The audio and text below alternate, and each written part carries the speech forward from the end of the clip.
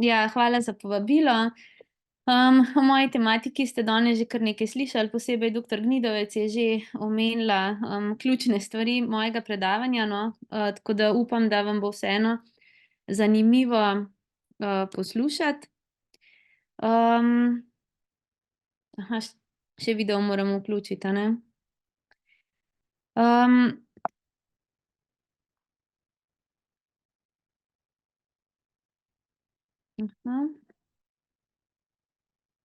Zdaj imam pa, samo moment, zdaj mi je pa zamrznil zaslon, pa ne vem zakaj.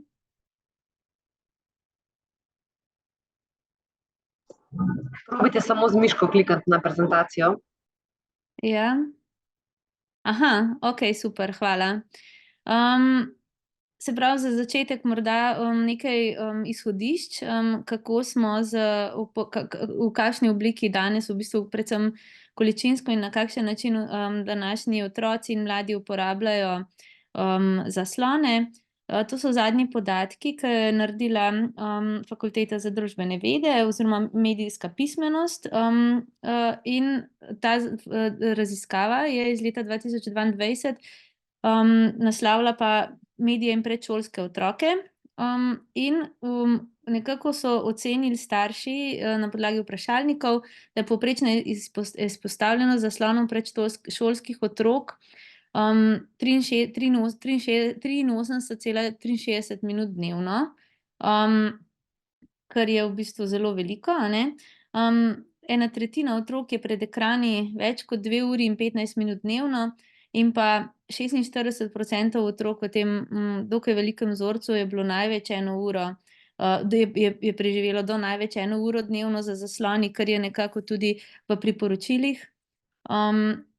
Takole so bile pa v bistvu, to skupino je bilo tudi v vprašalniku, koliko v bistvu otrok uporablja naprave v spalnici, koliko je naprav v spalnici otroka, in vidite, da se z starostjo ta odstotek podaljšuje, ta nekoliko povečuje, ni pa še vedno vsega tega zelo veliko, a ne? Tja vidite pri računalnikih v skupini do 4 do 6 let okrog 3 odstotke, je televizija morda nekoliko več. Seveda to je povezano tudi z tematiko današnjo, a ne, koliko naprav zaslonijo v sobi otroka. Potem je bila lansko leto napravljena raziskava med osnovnošolci. Tukaj je nekako prikazano, v kolikih odstotkih so otroci sami lastniki naprav različnih. Vemo, da je dejstvo, da je otrok lastnik naprave, tvegano, večje tveganje za pretirano uporabo zaslonov. In vidite, da z napravo z dostopom do spleta v bistvu ima v svoji lasti več kot polovica otrok šolskih. Kar se tiče pa ostale uporabe, gre pa tako, da na običajen dan so največ časa izpostavljeni televiziji, ki jo uporabljajo nekoliko več kot 1 uro, uporabljajo pa seveda tudi za igranje video vsebin in videoiger.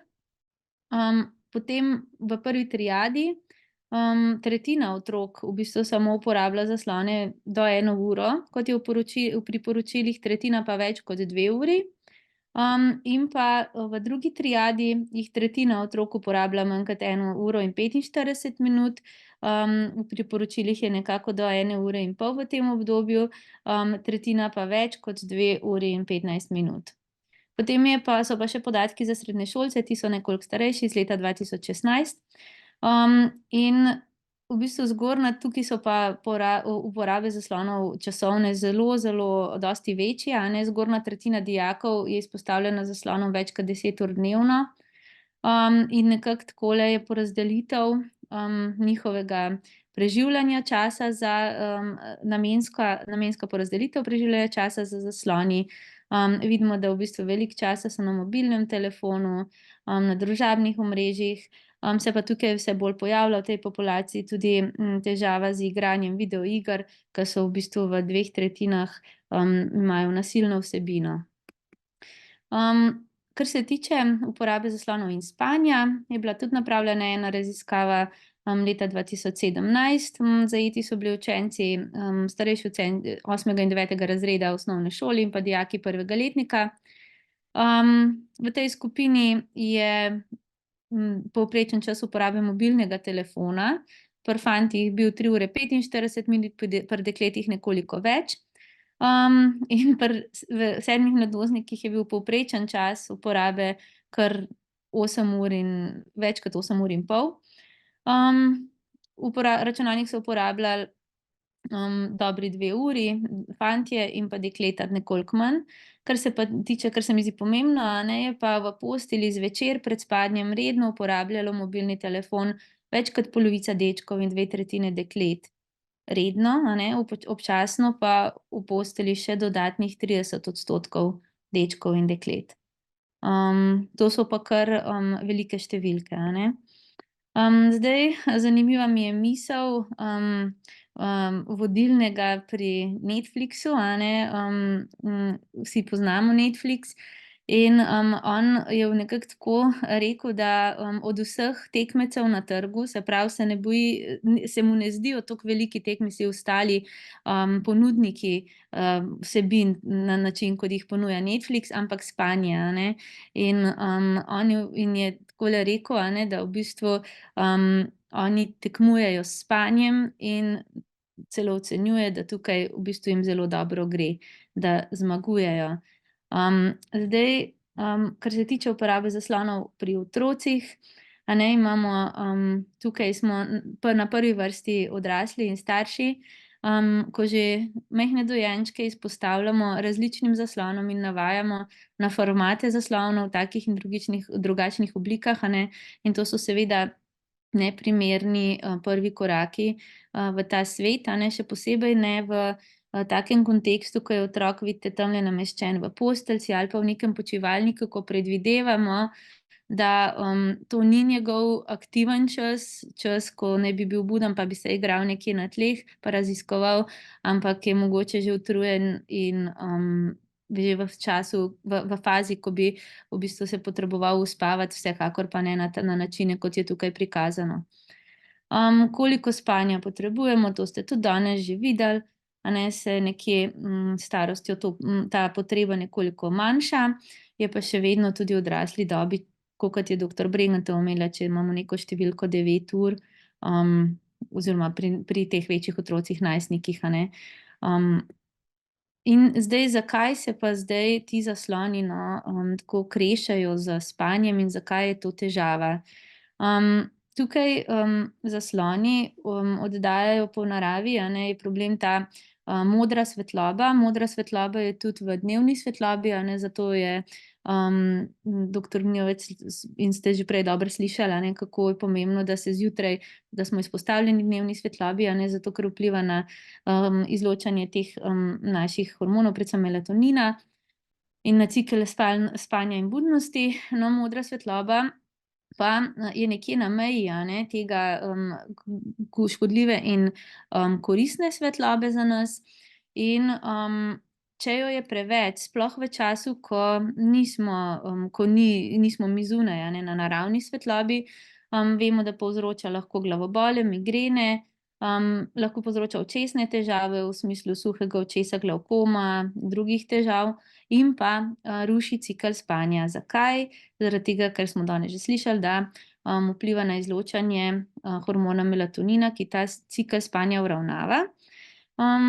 Zdaj na tem grafu vidite še eno krivuljo, ki pa je kortizol, ki je nekako obratno sorazmerna tej krivulji z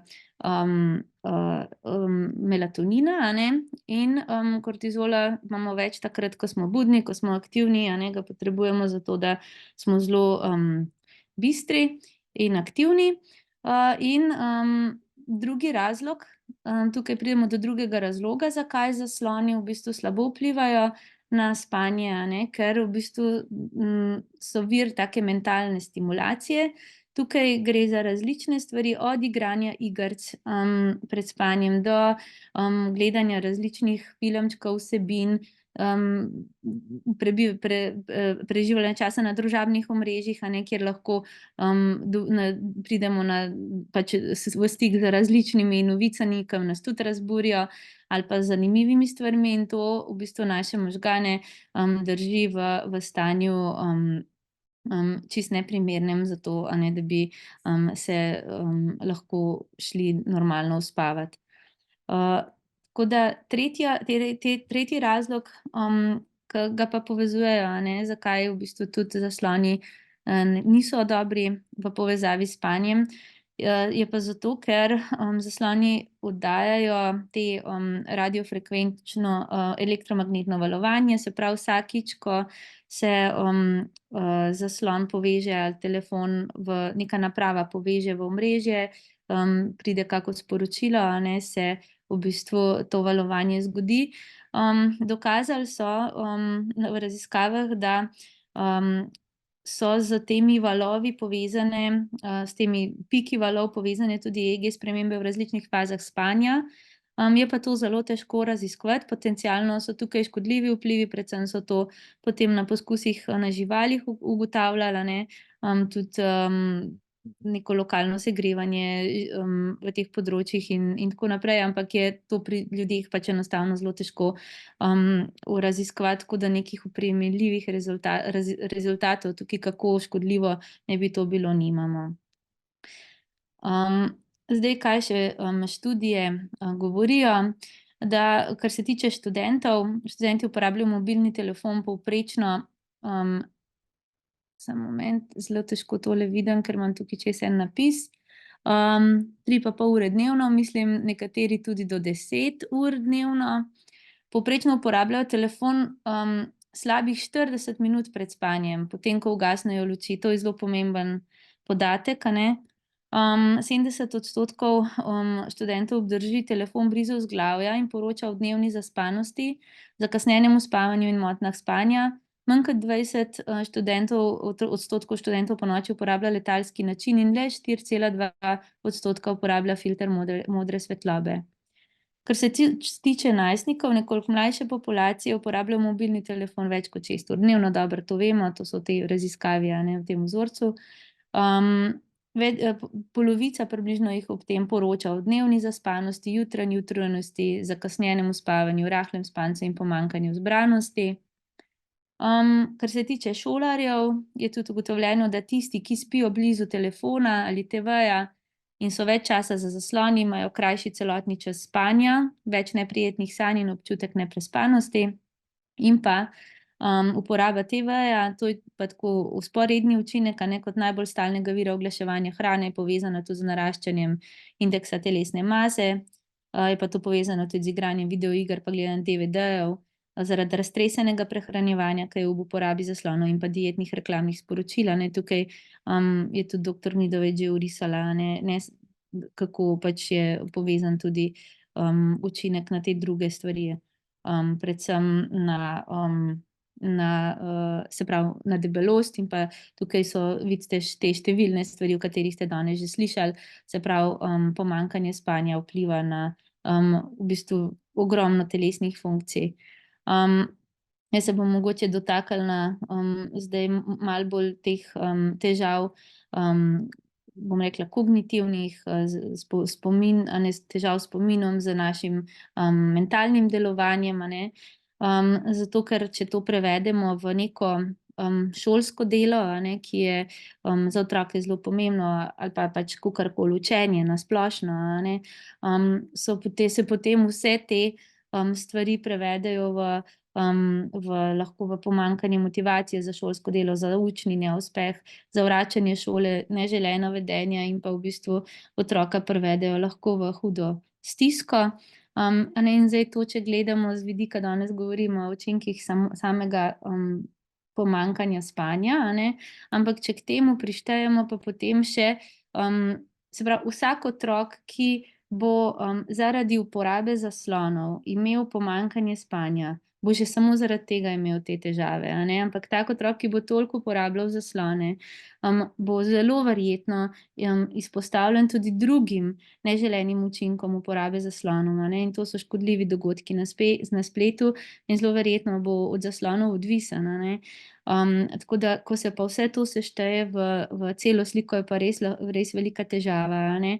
Zdaj, kar se tiče škodljivih učinkov na spletu, samo pač povem, da tukaj so res številne stvari, a ne, ki, bi jih morali vsi poznati. Niso samo zdaj problematične vsebine, gre za številna spletna izsiljevanja, za spletne zlorabe, za, v bistvu, vplivnežev, ki vplivajo na dojemanje, lastne samopodobe, za nadlegovanja in druge stvari. In pa v bistvu, to so pa v bistvu vse znaki, a ne, že zasvojenosti z zasloni in, so res tak alarm, na katere moramo biti pozorni, a ne, ko pač, imamo pred sabo nekega, otroka, najstnika, ki veliko uporablja zaslone. In, kot rečeno, a ne, še enkrat, otroci, ki, imajo težave z uporabo, z odložitvijo zaslona zvečer, imajo lahko tudi, v bistvu že vse te druge, težave in zato moramo biti na to zelo pozorni. Zdaj, tak otrok, a ne, se hitro znajde, v, enem takem začaranem krogu.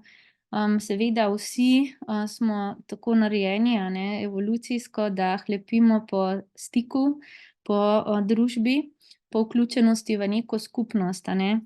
In v bistvu, tudi, zvečer, a ne, vemo, da velikokrat, ko smo malo utrujeni, a ne, v bistvu nas preplavi ena taka melanholija, mogoče malo tožnost, najstniki lahko večkrat tudi tesnoba, a ne.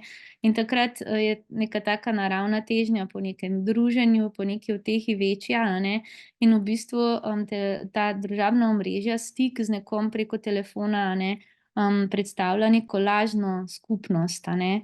Ampak, zavedati se in zato tudi žene, a ne, takega mladega v uporabo zaslona tudi recimo v tem večernem času ali pa tik pred spanjem ali pa vemo, da, v realnosti si tipkajo sporočila še dolgo v noč, a ne, lahko nekateri, otroci in najstniki.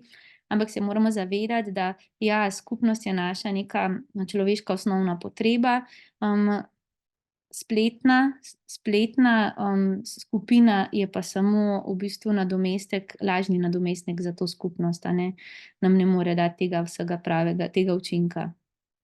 Kaj so rešitve, glede, spanja in uporabe zaslonov?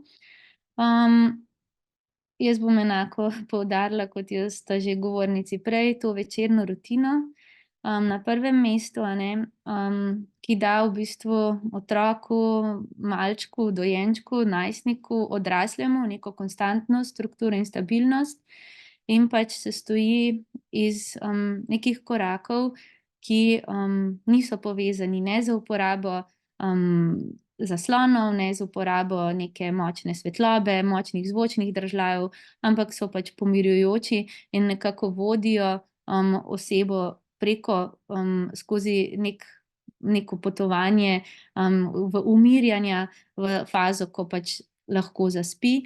In, pomembno je, da je ta rutina takšna, da jo začnemo graditi že pri dojenčkih in potem nadgrajujemo, da si v bistvu ti koraki nekako sledijo vedno v istem vrstnem redu. Skratka, da je rutina takšna, da jo lahko nadgrajujemo tudi s starostjo. Na primer, a ne, dojenček bo, ali pa malček bo poslušal na eni točki uspavanko, medtem ko pa najstnik si bo namesto zaslona lahko na tej točki, ko bo, dal za poslušati, a ne, eno tako umirjeno glasbo, ki ga bo popeljala lahko v spanec. Druga stvar, a ne, pa druga rešitev pa je seveda, poznavanje, kako lahko odgovorno uporabljamo zaslone. Najbolj pomemben tukaj se mi zdi lasten zgled, zdrave družinske navade. Mi odrasli smo tisti, ki v bistvu, Ne tudi takrat, ko mislimo, da ne počnemo nič, nas otroci ves čas opazujejo in sledijo našemu zgledu. Tako da tukaj moramo res najprej poskrbeti za lastno odgovorno uporabo zaslonov in če bomo od malega, dojenčeka bo ob nas rastel in bo ves čas izpostavljen temu zgledu, bo lahko te vrednote ponotranjil in se bo tudi po njih kasneje ravnal, mu bodo to nek tak notranji kompas, ne bo odvisen od zunanjih zapovedi, kako naj uporablja zaslone. To je nekak cilj. Drugače pa ja, pri otrocih družinski dogovor o uporabi zaslonov, ki temelji na razumevanju. Jaz tukaj nisem navdušena nad kaznimi, da se zaslone uporablja kot da se s tem kaznuje ali pa nagrajuje, oziroma da se tudi v literaturi je starševski nadzor nekako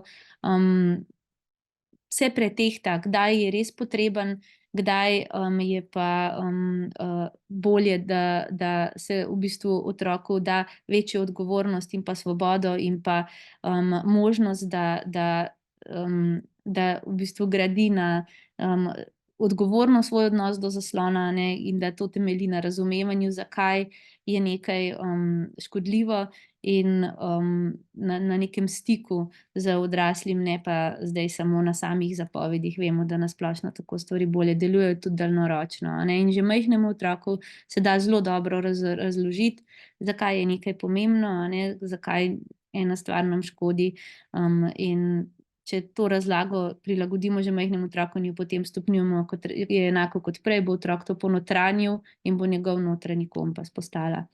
Pa fino je, da poznamo ta priporočila za uporabo zaslonov v prostem času in jih upoštevamo. Potem pomembno je, da je pametni telefon ali pa druga naprava z zaslonom last staršev. Ni dobro, da otroci dobijo v dar, da jih dobijo v dar ali pa da si kupijo iz ne vem, svojih prihrankov ali pa za kako nagrado. Potem mlajši od 15 let naj nameščajo programe le z vednostjo staršev in samostojna uporaba nekje od 4. razreda dalje. Pomembno je, da starši poznamo vsa gesla in tukaj jaz sem že omenila to eventualno uporabo starševskega nadzora. Je pa seveda pomembno pri otrocih prepoznati pri tistih, ki težko odložijo zaslon, seveda lahko tudi že sami zase, za samo pomoč uporabljamo te razne aplikacije, ki ob določeni uri zvečer pomagajo zaslon izklopiti, da pač to ni več odvisno samo od naše motivacije. Pomembno je, da ni prižgane televizije v ozadju, da se izklopijo avtomatska obvestila, ker nas ves čas kradejo našo pozornost.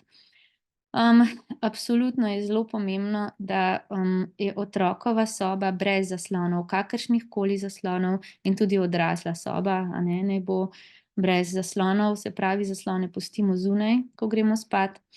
2 uri pred spanjem naj bi se zasloni ugasnili in dali eventualno na letalski način, še posebej, če so nekje blizu, tam, kjer spimo. Zdaj, ta številka 2 uri je pač nekako priporočena, v vsej literaturi vemo, da je to zelo težko doseči. Doktor Nijovc je omenila pol ure, vsaj jaz menim, da tudi nekak konsenz, tak uporaben konsenz strokovnjakov je nekje 1 ura. Se mi zdi, da je pol ure premalo. Videli ste v tisti študiji, da večina otrok je uporabljala, teh študentov, tudi v drugih študijah, tam okrog pol ure do 40 minut zaslone pred spanjem, pa so imeli že kar velike težave z spanjem. Tako da nekje, če bi rekli, če bi se potrudili 1 uro in če tisto rutino, ki sem jo prej omenila, da si res vzamemo čas za vse te korake, ni težav, da bi v bistvu to trajalo 1 uro. Potem, kar se tiče filtrov za modro svetlobo, sem tukaj dala zvezdice, zaradi tega, ker če se držimo tega, da 1 uro pred spanjem ne uporabljamo zaslonov, teh filtrov ne potrebujemo. Absolutno pa, če pač kot odrasli imamo neko delo za zaslonom, da imamo pač za prepraviti kako tako predavanje, pa delamo vseeno, nekoliko kasnejšo noč pa takrat absolutno, dajmo uporabljati filtre za modro svetlobo. Kar se tiče na splošno, je pa zelo pomembno, da si ustvarimo aktiven prosti čas, da imamo dneve brez zaslonov, in da v bistvu gradimo na živem stiku, tudi med otroki, tudi otroci sami, tudi vemo, da vsako odraščajoče obdobje prinaša s seboj neke svoje izzive, ampak vedno otroci jih lepijo po stiku z nami in ne pustimo, da bi zasloni, ta stik prekinjali, in k sreči, imamo pri nas tudi v naši družbi vrednoto, da radi preživljamo čas zunaj in če bomo to negovali, in da nam bo to vrednota, da se zavedamo, da noben zaslon ne more nadomestiti druge osebe, in bomo delovali na skupnosti, bo tudi otrok to razumel in bo rad zamenjal zaslon za živo družbo. In pa za konec, naj bo spanje res vrednota, ki jo čuvamo in branimo,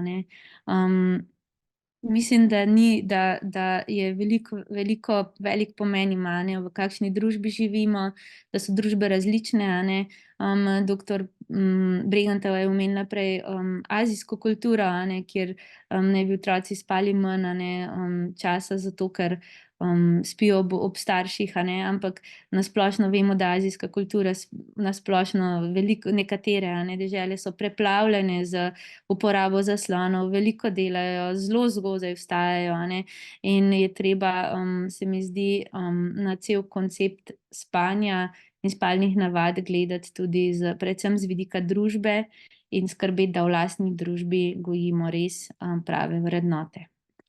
Tako povezane z zasloni kot z spanjem. Tako da hvala.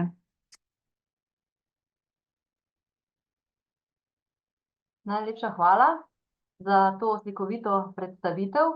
Od udeležencev smo dobili še kar nekaj vprašanj, pa mogoče kar od začetka. Na kakšen način vpliva na otroka 17+, če ima mobitel v bližini vzglavja in ga ob tem še polni?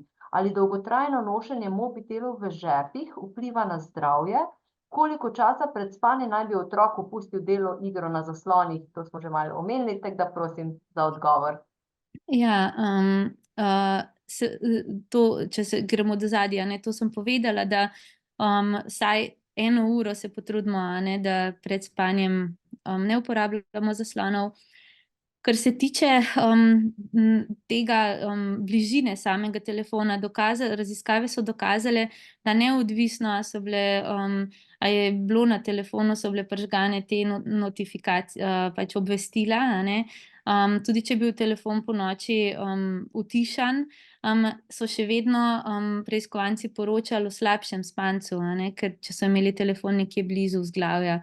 Tako da že z tega vidika se to odsvetuje, pa tudi z vidika te aktivnosti telefona, ki se sam potem pač priklaplja v omrežje in v resnici ne vemo, izmerjeno je, da mogoče bi tukaj lahko kolegici nevrologinji tudi kaj pokomentirali, ampak izmerjeno je, da lahko vpliva na spremembo elektromagnetnega valovanja možganov, kako se pa to v praksi kaže, pa v resnici jaz nisem našla teh podatkov.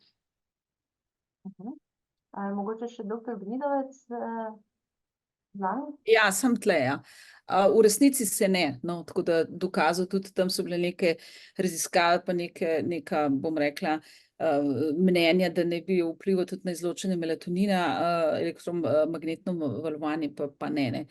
Moramo pa tudi vedeti, se pravi, da je možganska električna aktivnost v spanju zelo in tak dinamičen proces, tako da je težko reči, da to kakorkoli v tem smislu pač vpliva, Tako da za elektromagnetno valovanje moram reči, kar da ne. Tole naslednje vprašanje ne razumem. So vam mogoče poznani vzroki, zakaj so bili starši proti? To verjetno se nanaša na moj odgovor eni gospe, glede pričetka šolskega pouka. Ja, niso bili vsi navdušeni zaradi tega, da bi se kasneje začeli zaradi raznih, ker imajo službo prej, pa imajo težave s transportom, se pravi. To je zelo kompleksna problematika, ki jo je nemogoče kar tako spremeniti, ker se veste, tukaj je treba pač en širši konsens, ustrezna zakonodaja, kar je pa izredno težko.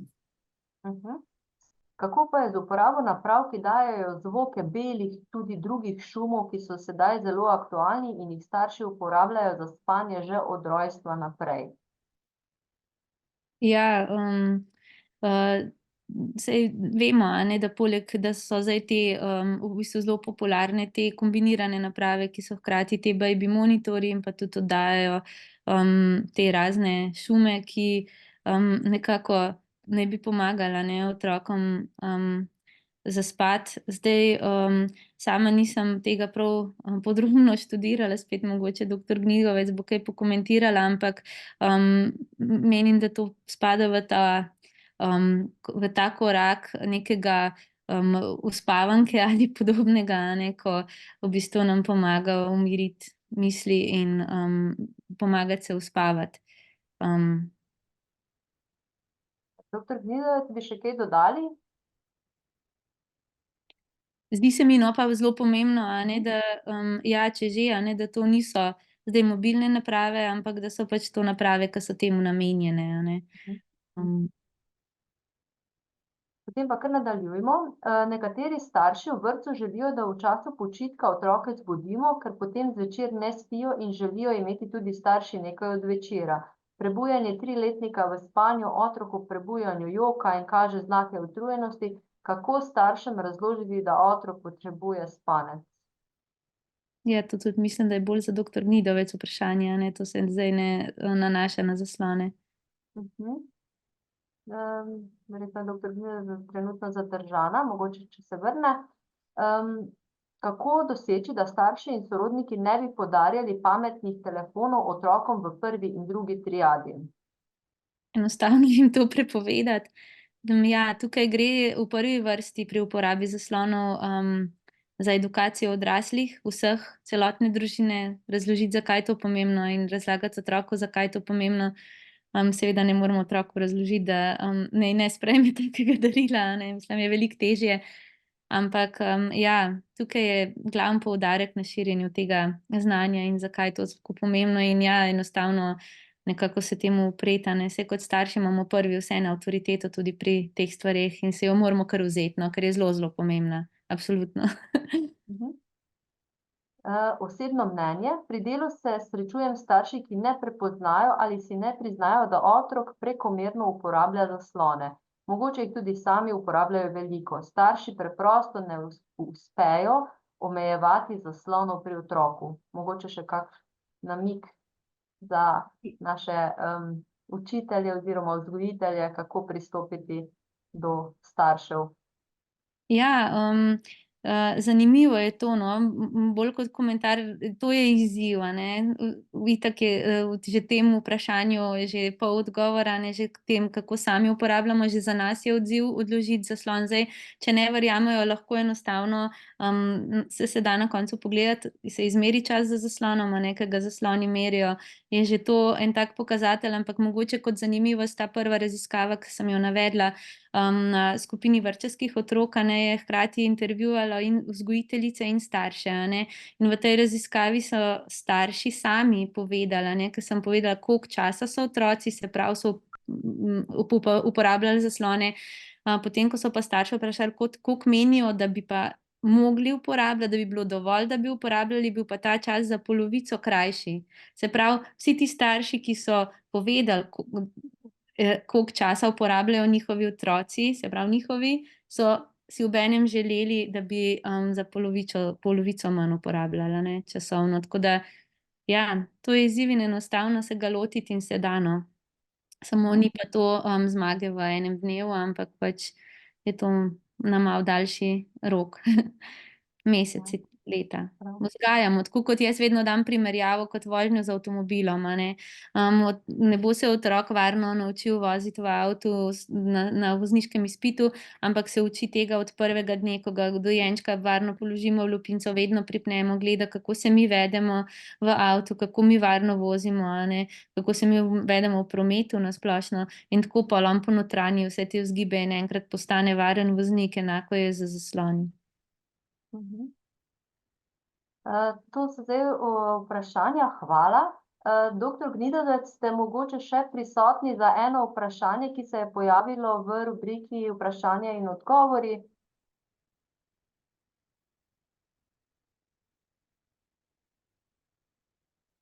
Ne, mislim, da je ni več. Mislim pa, da če logično sklepamo, da če staršem v bistvu povemo, da otrok joče ob prebujanju in kaže znake utrujenosti, da mogoče pa vseeno kot starši to razumemo, da otrok potrebuje vendarle ta spanec. Tako, najlepša hvala za res izčrpne odgovore. Prišli smo do konca našega strokovnega srečanja. Hvala vsem predavateljicam, vsem vam, ki ste poslušali. Upam, da čim več vzeli s seboj domov. Kot že rečeno, predavanje profesor Leje Dolenc Grošelj zaradi bolezni žal ne bo izvedeno, mogoče ga uspemo posneti naknadno ali pa naslednje leto. Vsa današnja predavanja pa bodo v bistvu objavljena na naši spletni strani NIJZ pod zavihkom Življenjski slog in spanje. V okno klepet prosim Katarino oziroma organizacijo dogodkov, da doda evalvacijo, in prosim za vaš odziv, da bomo lahko v prihodnje še uspešnejši. Iskrena hvala res vsem predavateljicam za današnje zanimive prispevke. Upam, da pripomorejo k krepitvi urejenega spanja med otroško populacijo, odrasli pa jim bodimo dober zgled.